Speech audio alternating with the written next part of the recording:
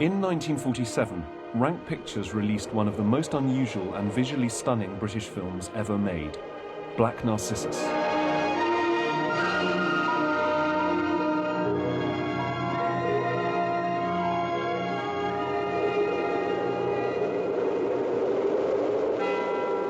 Black Narcissus was created by one of the greatest and most distinctive partnerships in film history. Director Michael Powell and Hungarian-born screenwriter Emeric Pressburger. It was a very good partnership because you had two opposites, and in those opposites you had an empathy, which was extraordinary. It's a paradox, isn't it? That you had Michael Powell, who was the fireworks, you know, going mad and doing this, and doing that, and let's do this, yes, come on, you know, sort of thing. And on the other hand, you had Emeric, who was a very intelligent man, very wise, and a deep thinker, and a brilliant writer, of course. And so he was able to keep Michael a certain amount in check, as it were. And it was a wonderful combination. As well as filling his cast and crew with enthusiasm, Michael Powell could also be a daunting figure to work with. Noreen Ackland, who worked as an assistant editor on both Black Narcissus and their previous film, A Matter of Life and Death, can clearly recall their first meeting. The first day in the cutting room, Mickey was there. He just sat and stared at me like this while I was filing trims, and he sat like that for ages, just looking, everything I did. Really intimidating. Emeric got the ideas of the scripts and he wrote them with Mickey, but mainly it's him, it's all his dialogue. He was a very quiet man, very thoughtful man, and I think he felt a little bit that Mickey took all the limelight.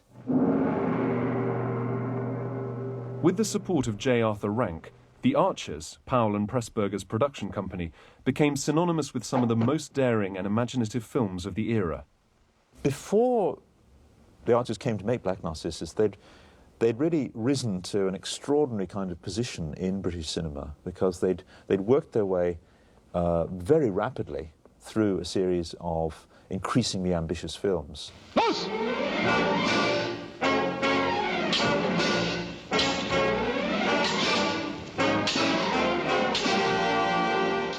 Gone through the life and death of Colonel Blimp, huge, sprawling Technicolor epic. And then they'd made, in 1946, A Matter of Life and Death, which was the most ambitious film of their career to date. And it was chosen for the first Royal Command film performance. And it showed filmmakers who felt they could tackle absolutely anything. So they were at the height of their ambition as filmmakers. What would they do next, was the big question. How could they possibly top it? Black Narcissus was adapted from the acclaimed novel by Rumer Godden, an author fascinated with India and the difficulty Western visitors found in adjusting to a very different way of life. Oh, sister, the schoolroom is overflowing with children. We've nothing unpacked yet. No one understands the language. There are too many of them anyway, and they smell. And in Black Narcissus, what she does is to create a melodrama of the high mountains of the Himalayas, disorienting a group of expatriate nuns, sisters, who've come to establish a new outpost of their order to help the local people.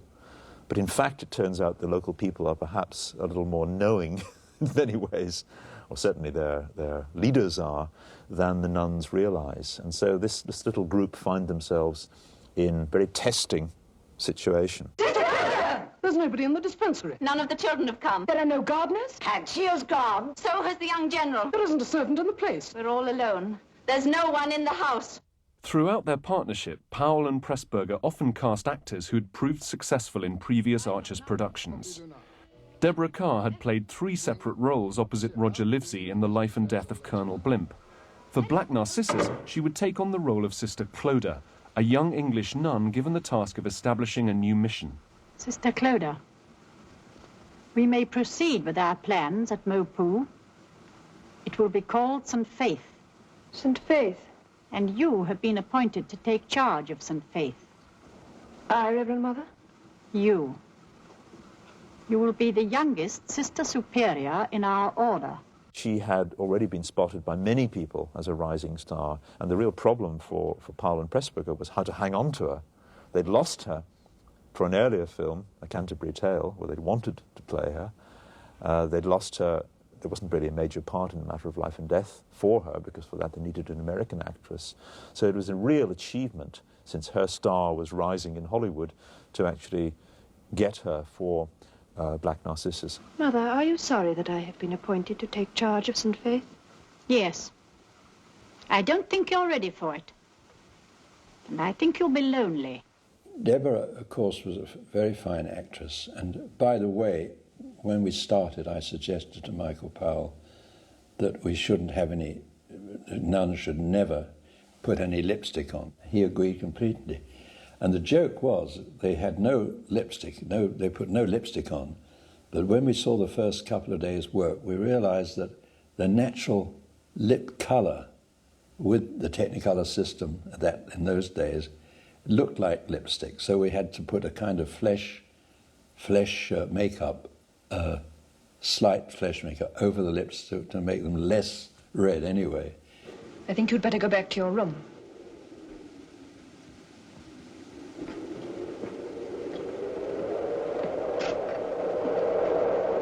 Goodbye, sister. I hope your patient does well. Who is she? It sounded like Samuel, but it couldn't be, could it? Oh, Samuel. She's a good old soul. One of my best workers. I'm very much obliged to you. Thank you.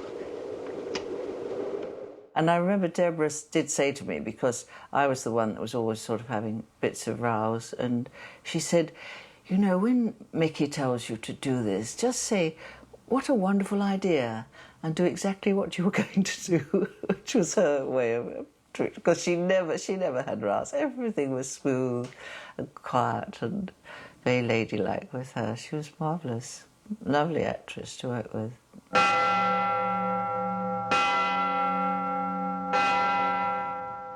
Kathleen Byron was another young actress returning to the Archer's fold. After smaller roles in The Silver Fleet and A Matter of Life and Death, she would give one of the most intense performances of her career as the volatile Sister Ruth. Well, I had heard that it was very sought after, and I didn't think for 1 minute that I would get it. I read the book and I thought it was a very interesting story. And I was... Mickey had gone away on a holiday, and I suddenly got a telegram from him saying, you've got the part of Sister Ruth. The trouble is you'll never have another one as good. So he's probably right. Black Narcissus offered a mixture of English reserve, exotic scenery, and a strong undercurrent of repressed passion. Perfect subject matter for the Archers. It's a film about being out of place, I think. And one of the most interesting moments is where we see the palace, really, for the first time. And we see the old retainer who dances around this sort of slightly mad woman who, you know, fills us in on its history, how it had been effectively a harem palace and is now about to become a place of women again, but rather different kind of women. And this is a sense of a space that's haunted by ghosts, by the ghosts of its past. As well as the familiar faces on the screen, the film also reunited many of the key members of the Archers production team. Among them were art director Alfred Junger, camera operator Christopher Challis, and director of photography Jack Cardiff. It was a piece of cake for a cameraman. I mean, it was absolutely heaven sent, because one had the story point of view was that this place was so beautiful that it destroyed the intentions of the order, and that they went to this place hoping to start a convent and a school and in these fantastic surroundings, and it was so beautiful that everything went wrong. And the cabbage patch? Foxgloves. And the runner beans? Honeysuckle. And the onions? Tulips. And the potatoes, all flowers? But what on earth came over you? The woman who was supposed to plant vegetables, she was planting flowers instead, you know, and they had no vegetables. All those sort of things. And Deborah Kerr was thinking of the boyfriend that left her, and they all went crazy. Chloe, Don't you sometimes itch to get away? No, I don't want to go away. I want to stay here like this for the rest of my life. For many people, the idea of doing Black Narcissus was a bit surprising. It was even more surprising when it was discovered that they weren't going to kind of go on location. After the Matter of Life and Death, Michael asked me to operate on their next film, which was Black Narcissus, which was a story of nuns set in the Himalayas. And I thought there would be a nice location to India or something like that. And I said, well, where are we going, Mickey? We all thought at the time that we were going to go to India. And the first meeting we had, production meeting, Michael Powell said briskly, we are not going to India. There was a sort of gasp, my God, well, how are we going to get these in a realistic atmosphere? A triumph of cinematography and art direction, Black Narcissus saw the sound stages and lots at Pinewood Studios transformed into a sumptuous but run-down palace in the Himalayan mountains. When the film was finished, not one frame had been shot outside the British Isles. For the exteriors with all the Himalayas, and you see all the mountains in the background, well, they were all plaster cutouts, but on a sort of quarter scale, but all built to tie in with the actual shot. They weren't upright, they were laid back so that at a certain angle, at a certain time of the day in the sun, they looked right, and you could only shoot them at that time. But I think it was brilliant, and the overall look of the picture was just wonderful. There was one location that was just a few miles away, towards Brighton. So we went there for one day to do some long shots of ponies going by and things like that. Otherwise, it was all done in the studios. After the film, we did have a few letters from people in India saying they recognized these places, you know. So we felt we'd succeeded in that.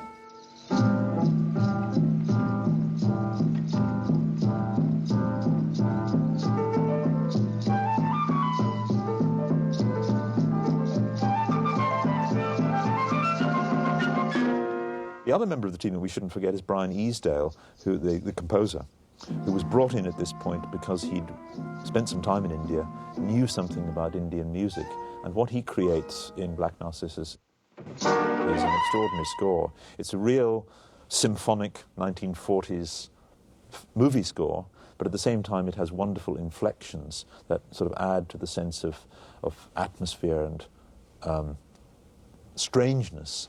And you must be the Sister Superior. On their arrival at the mission, Sister Clodagh and the Order receive a frosty reception from the surly land agent Mr. Dean, played by David Farrar. I'm the General's agent. He welcomes you to Mopo.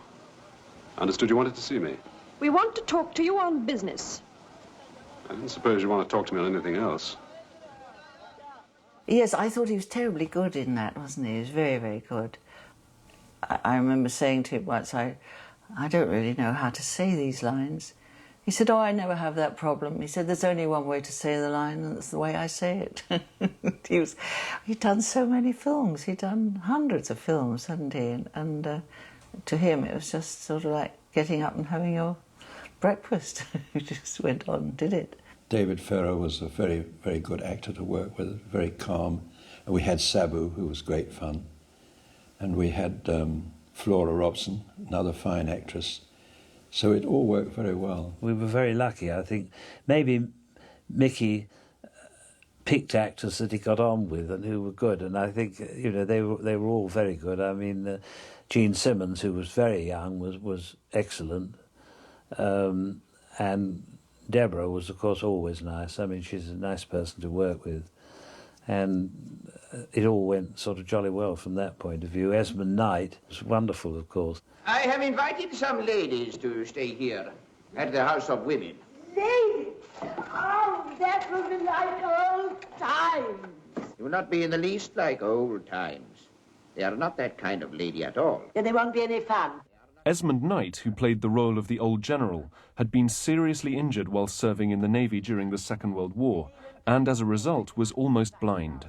Esmond told me that the first thing he remembered in hospital when he was ashore and everything, he was blind and badly injured and everything, and there was a phone call and it was Mickey, And Mickey always called him Old Horse. He said, "How are you, Old Horse?" And Esmond said, "Well, not too good, you know, I can't see." He says, "Never mind." He said, "I've got a picture waiting for you as soon as you're well enough." Sausages. They will eat sausages. Europeans eat sausages wherever they go. He was a loyal, I'm talking about Michael now, he was a loyal friend, but it all went unsung because he didn't publicise it. I've never heard him talk. They say he speaks perfect English. Several other European languages, too. One of the big hit films of the 1930s had been Lost Horizon, based on a novel about the idea of Westerners going to Tibet, the Himalayas, and kind of discovering a sort of spiritual awakening. Well, actually what happens to the nuns of Black Narcissus is that they discover almost the opposite. Their faith is called into question, and they begin to wonder what they're about and what they're there for. Well, I really don't know what to do. What would Christ have done? The presence of the earthy Mr. Dean soon causes tension within the order. Sister Ruth becomes besotted with him and sees in Sister Clodagh a potential rival for his affections. I think you have let yourself fall into thinking too much of Mr. Dean. Sister, don't you realize what you're doing? What you're running the risk of losing in yourself? Sister, I must make you see before it is too late. All the same, I've noticed you're very pleased to see him yourself. Michael Powell always had a clear idea of what he wanted from his cast and crew. But Kathleen Byron had her own ideas about the character of Sister Ruth. You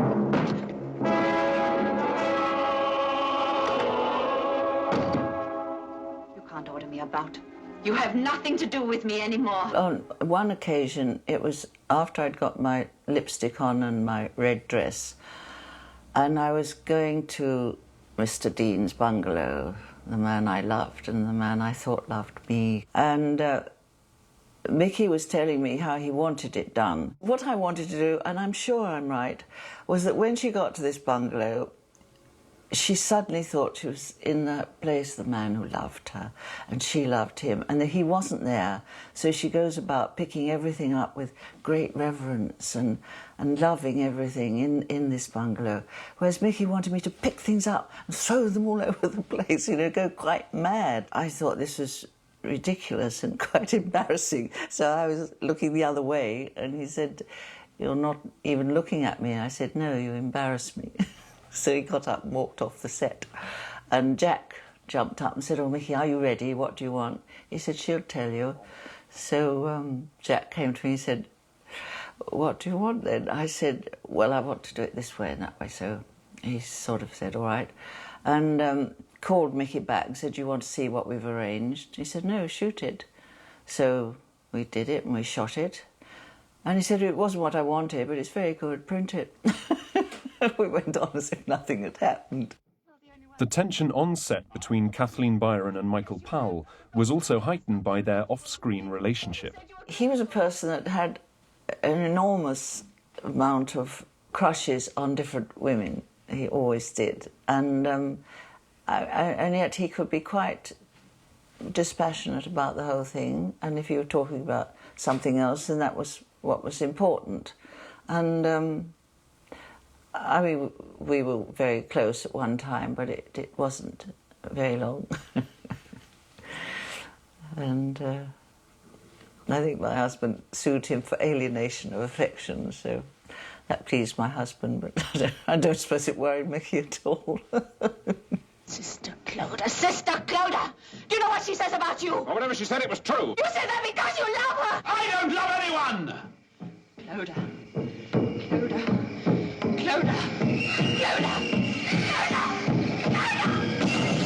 She was terrific, wasn't she? And of course, today, when people see that film, and a lot of young people, of course, they haven't seen it before, and even today, they're still sort of shocked. It's one of the shocking scenes in the picture where she puts on red lipstick and she's going to leave the order. And they all talk of the horrible feeling they have, which is strange. I found it very interesting that happens, but it does happen. Of course, when she comes out of the door, intent to kill Deborah, that's a horrific moment. It had a lot of weird horror in it, didn't it?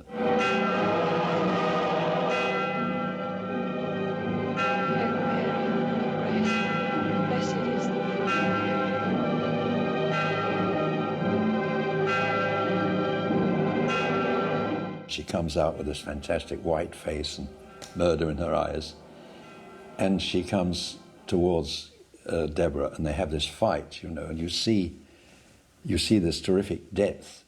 Well, in actual fact, the distance from where they were standing and fighting, from where their feet were to the ground, was about 6 feet.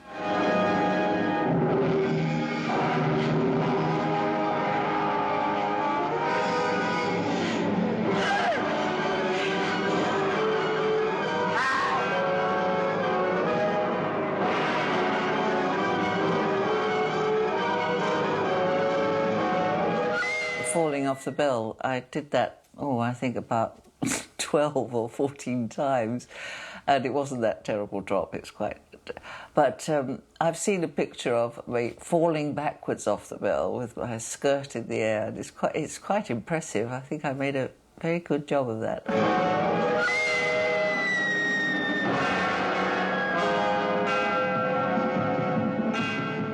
I think it was only when I saw the film that I realised I needn't have acted at all. Jack was doing all the lighting. I mean, when I come out of that door, when I'm going to the bell to to try and push her off it, the lighting was so marvellous.